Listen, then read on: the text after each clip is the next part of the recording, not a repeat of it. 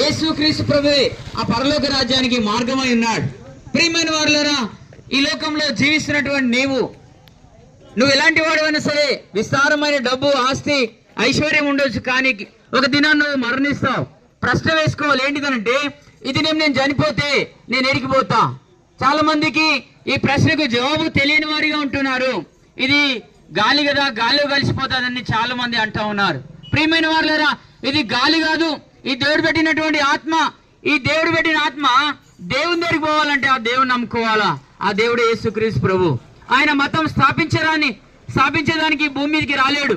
ఆయన మార్గమై ఉన్నాడు, మోక్షమై ఉన్నాడు, పరలోక రాజ్యానికి ఆయన మరి మార్గమై ఉన్నాడు. మీరు ఎవరైనా సరే ఎలాంటి వారైనా సరే, యేసయ్య నేను పాపిని, నా పాపని రక్తంలో కడుగని చిన్న ప్రాణం చేస్తే చాలు, దేవుడు మీ పాపాలు క్షమిస్తాడు, నిత్యత్వంలో ఆయన మిమ్మల్ని ఉంచుతాడు. దేవుడి మాటలు దీవించు.